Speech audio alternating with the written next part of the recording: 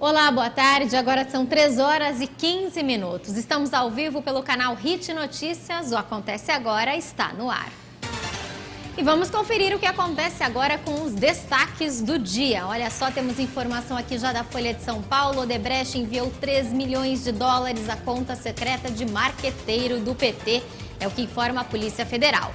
Mudando agora para a agência Reuters, ainda falando do mesmo assunto, marqueteiro do PT João Santana tem prisão decretada em nova etapa da Lava Jato. Agora, no Estadão, Polícia Federal aponta possível envolvimento de Lula em práticas criminosas.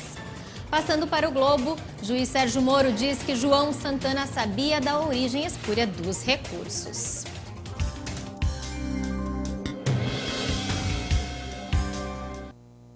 E nós vamos falar exatamente sobre este tempo da Operação Lava Jato, porque a Polícia Federal cumpre hoje a 23ª fase da Operação Lava Jato.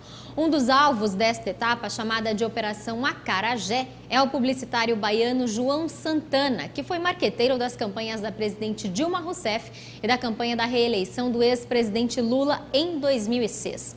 Há mandato de prisão expedido contra ele, mas Santana está no exterior e não foi preso ainda. Os advogados do marqueteiro informaram ao juiz Sérgio Moro que eles devem voltar ao Brasil nas próximas horas. Nesta fase da Lava Jato, batizada então de Operação Acarajé, está sendo investigado ainda um repasse de 8 milhões de dólares que teria sido feito ao grupo de João Santana. Também são alvo desta etapa a empreiteira Odebrecht e o engenheiro que operava nas propinas no esquema da Petrobras. Olha, e ainda falando sobre isso, já foram presos até agora Ziz Nornik, engenheiro apontado como operador do esquema, Vinícius Veiga Borim, administrador de uma consultoria ligada à offshore da Odebrecht, também Maria Lúcia Guimarães Tavares, funcionária da Odebrecht. Bom, os 3 devem chegar à carceragem da Polícia Federal em Curitiba daqui a pouco, marcado para as 4 horas da tarde. E o senador Delcídio do Amaral, que deixou a cadeia na sexta-feira após 87 dias detido, deve voltar ao Senado ainda nesta semana. Ele está em prisão domiciliar e só pode sair de casa para trabalhar. Os advogados orientaram a não manter contato com parlamentares investigados na Lava Jato. Mas Delcídio do Amaral já está ameaçando outras pessoas que supostamente também estão envolvidas na Operação Lava Jato. Ele pretende fazer um discurso em plenário amanhã. Nós vamos acompanhar tudo.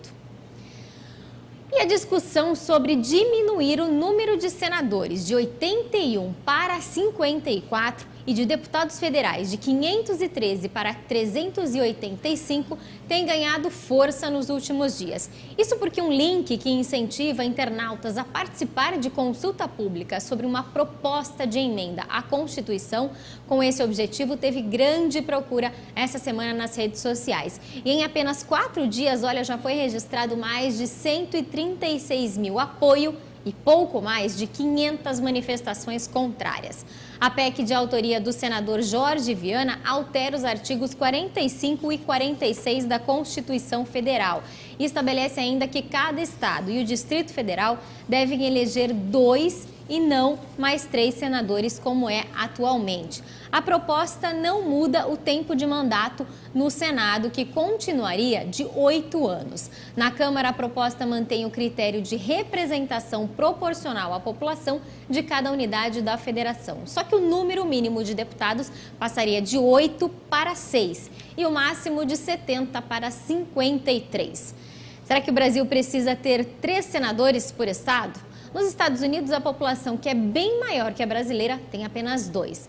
Bom, mas essa proposta ela foi apresentada à Comissão de Constituição e Justiça do Senado em julho do ano passado e ainda está parada. Mas com essa mobilização toda das pessoas pelas redes sociais, o senador Randolfo Rodrigues vai assumir a relatoria da proposta e ele já sabe sim que tem bastante dificuldade para enfrentar, mas deve insistir e ainda essa semana deve apresentar o relatório favorável na casa e aí é esperar a análise das comissões, tanto no Senado como na Câmara dos Deputados. A PEC precisa passar por dois turnos de votação em plenário e nós também vamos acompanhar tudo isso.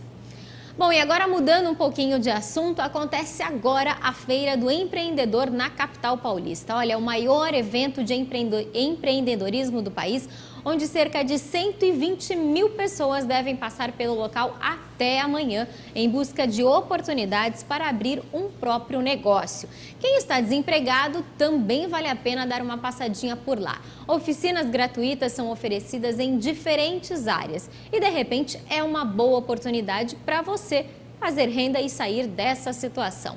A feira vai até amanhã aqui em São Paulo. A entrada e todos os serviços oferecidos são gratuitos e você pode saber mais em feiradoempreendedor.sebraesp.com.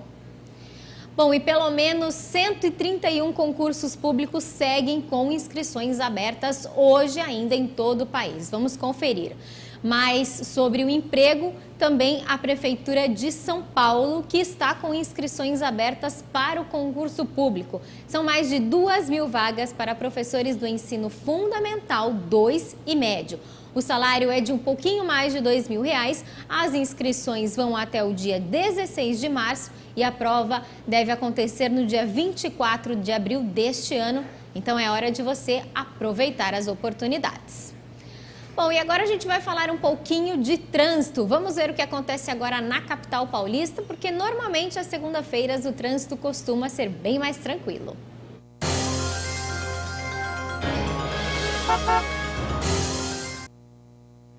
Nós temos imagens agora da marginal do Rio Pinheiros. Vamos observar um trechinho oeste. Olha só as imagens, as duas pistas, então, sentido Castelo Branco, com a condição tranquila. Dá para ver que os carros seguem, então, sem dificuldades.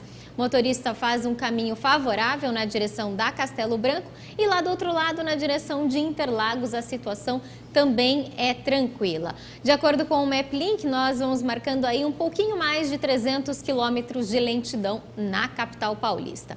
E olha, ainda falando de trânsito, embriaguez faz 13 motoristas perderem carteira de motorista por dia.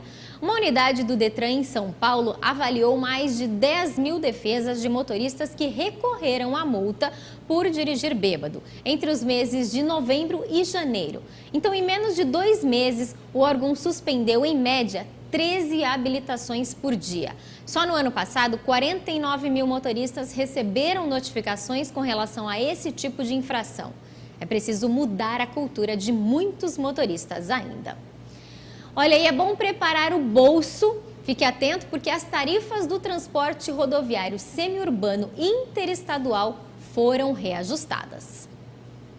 É considerado o serviço de transporte rodoviário semiurbano interestadual, o que, apesar de cruzar unidades da federação, tem características urbanas, como o uso de roletas, paradas em pontos e permissão para que os passageiros sejam transportados em pé.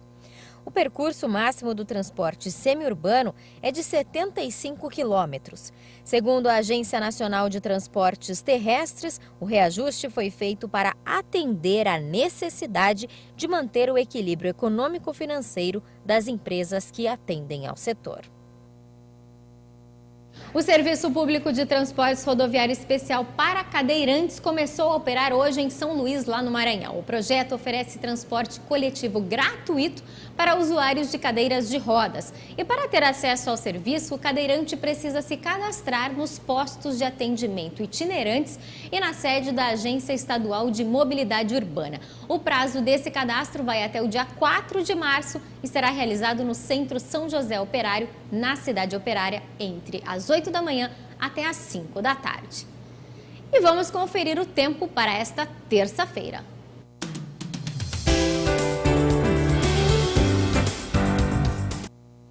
Vamos conferir a previsão para esta terça-feira na região sudeste do país. Olha, em São Paulo, o sol aparece pela manhã, mas não dura muito tempo não. Isso à tarde e à noite o tempo deve então ficar fechado, com pancadas de chuva a qualquer momento. É melhor já ficar preparado com a sombrinha. Já no Rio, Vitória e Belo Horizonte, o tempo fica aberto com a presença de algumas nuvens. Em São Paulo, os termômetros chegam nos 27 graus. No Rio de Janeiro, a máxima será de 36 graus, é muito calor. Em Vitória, 34 graus e em Belo Horizonte, a mínima é de 20 graus, com a máxima de 32.